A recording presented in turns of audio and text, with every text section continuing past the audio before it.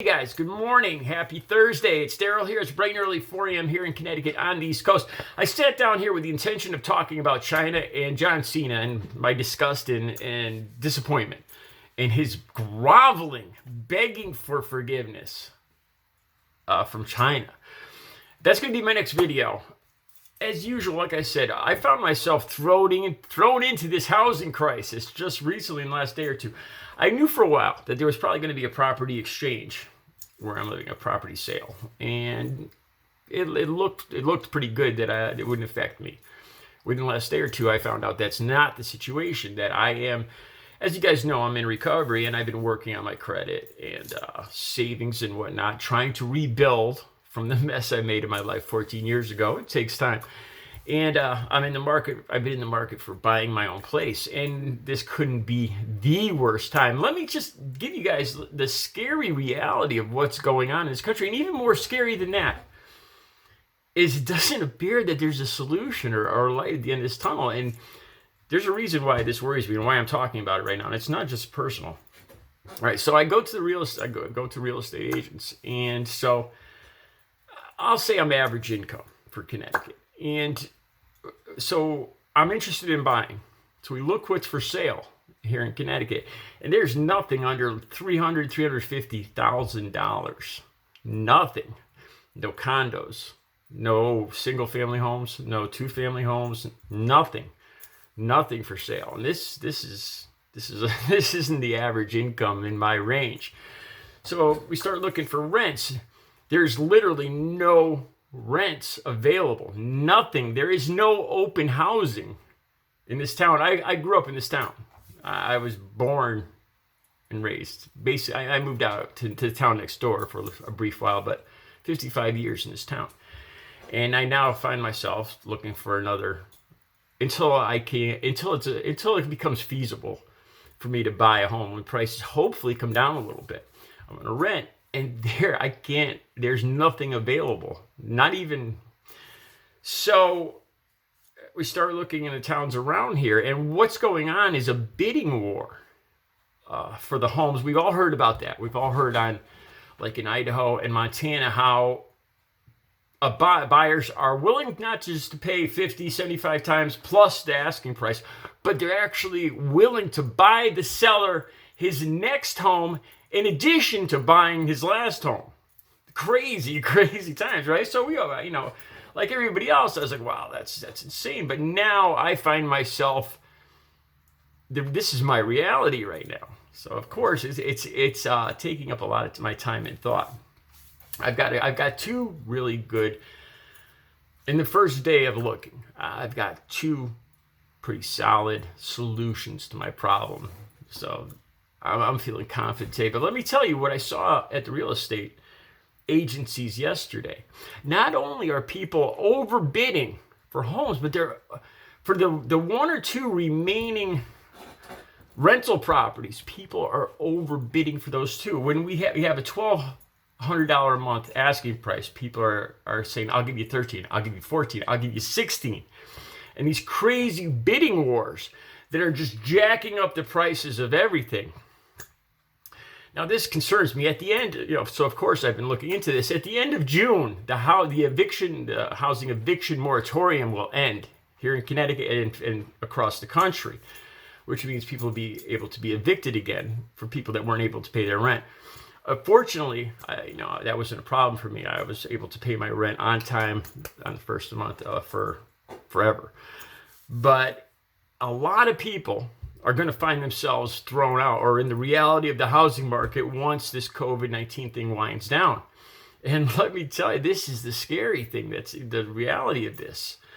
Within the next year or two, I think the problem of homelessness is going to increase substantially because there just isn't anything out there. And the scary thing is, with this bidding war, it's a ruthless bidding war, and anybody left, it's just leaving the one or two open places to have a roof over your head, only open to the very few people at the top of the food chain.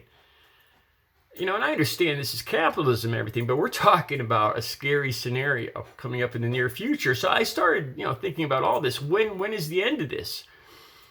When's construction going to pick up again? Lumber prices going down, and there's no answers to this. I'm always one looking for a business opportunity.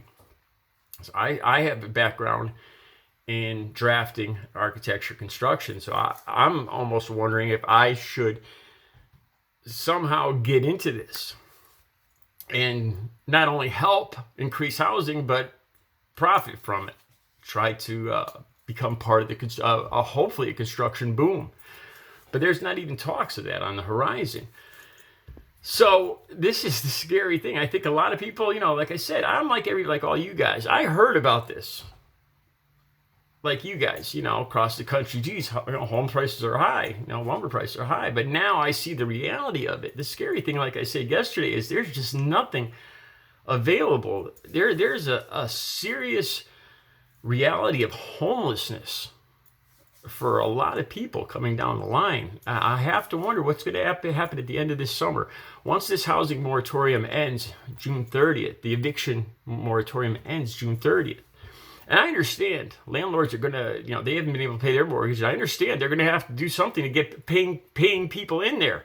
And once again, there's going to be a bidding war with only the very top tier of earners being able to get a roof over their head. Where is this going to leave a good portion of middle-class Americans just having the money, having an average income, and not even being able to put a roof over their head? And Connecticut isn't even by any means the worst state that this is happening in. This is our reality. So this has become a big part of my life in the last day or two.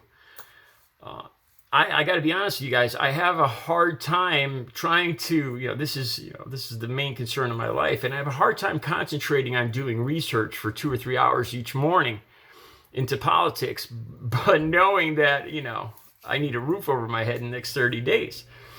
So obviously this is going to become a little bit part of my talking in the next month or two and let you guys know what's going on. But this is a scary reality for people. I'll talk more about this. I just wanted to get that off my chest. The scariest thing I saw yesterday was a bidding war, not just for buying properties, but for renters. For an average working person with average income is getting no options for a roof over their head. And like I said, with this eviction moratorium coming up and quite possibly a huge wave of people being evicted, understand, because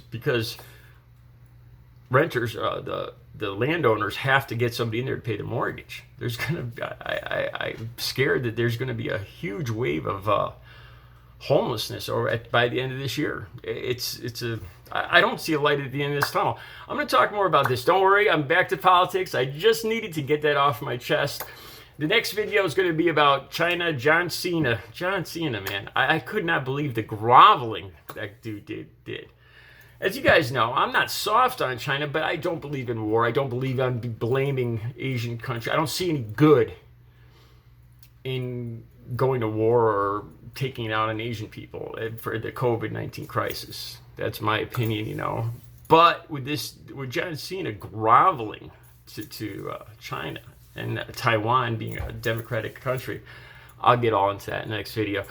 You guys have a great Thursday. I will talk to you shortly.